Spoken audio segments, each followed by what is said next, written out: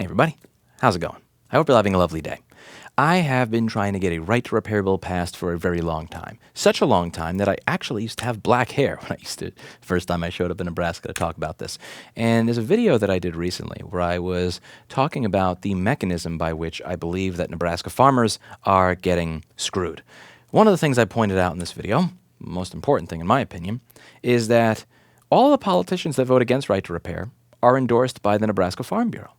And the ones that are voting for right to repair, more often than not, are not endorsed by the Nebraska Farm Bureau, which I find strange because Nebraska farmers voted 176-1 3 years ago to have right to repair. The Nebraska Farm Bureau is there to support its constituents. If it's there to support its constituents, and its constituents who are farmers want right to repair, and they're the ones paying the dues, why are you routinely supporting politicians like Senator Julie Slama that vote against it? Many of these politicians that are supported by the Nebraska Farm Bureau have voted against this bill. One of them actually had the Attorney General go through their concerns line by line 2 weeks ago, and he literally went through the entire thing. She said, I think this may be unconstitutional, I think this, I think that about federal law, and not me, Attorney General of the state went through every single one of those concerns line by line, wrote a 15-page rebuttal, and she's still a no vote. She has not changed any of her reasoning. So that brings up a question. What are her true interests? What are the real reasons that she's voting against the bill if the reasons that she cited have already been corrected by the Attorney General? Another question that I think lends itself to suggesting a lot of housekeeping having to be done is the Vice President of Membership at the Nebraska Farm Bureau.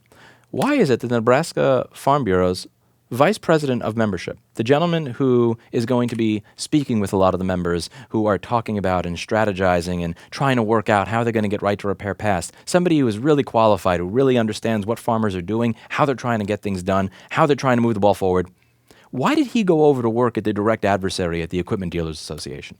For those of you who don't know who the Equipment Dealers Association is, this is a group that represents the dealers, the people that routinely lobby against right to repair, the people that you see in the testimony that I recorded on a regular basis that are saying that right to repair is bad.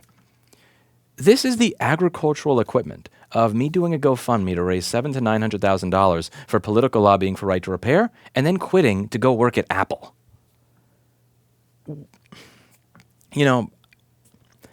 My parents used to argue a lot, and my mother would scream and scream and scream. My dad would just kind of have this really calm voice and respond. And one of the things that my mother would do is in this dramatic fashion go, "God help me." And my dad would just look back at her and say in a very calm voice, "God helps those who helps themselves." And he would leave the room. And that saying always kind of stuck with me. I really do want to help.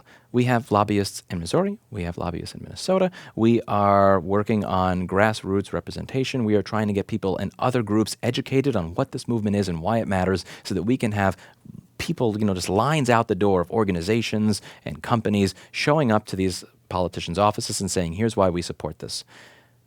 I'm willing to put in the money, the time, and the effort to make that happen. I'm willing to do it in many states, and I'm willing to do it in yours. The problem is this mess. There are snakes in the grass right now. I mean, let's be real here. You literally have somebody from the Farm Bureau that was listening to you guys for years that went over to work at the Equipment Dealers Association. And there's no shame. As it says in the email, full speed ahead at the Farm Bureau. P.S. Your membership is expired. As if he shouldn't be asking for years of his fucking membership dues back because he was giving it to an organization that was directly working against his interest the entire fucking time. Wink face.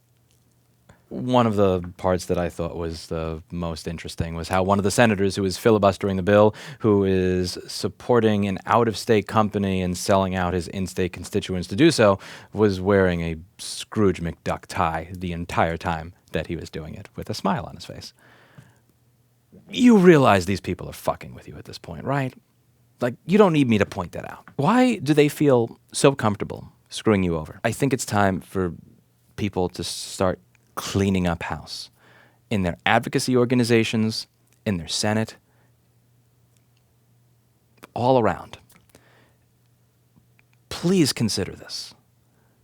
Please consider primarying these politicians, getting somebody else in there. Please consider cleaning up the ranks of these organizations. Don't assume that because they have the word farm in the name, that when you give them your money, that they are representing the interests of you as a rural farmer. It is clear as day and obvious to me that they are not. They feel comfortable screwing you over. In my opinion, it's about time that they feel a little less comfortable.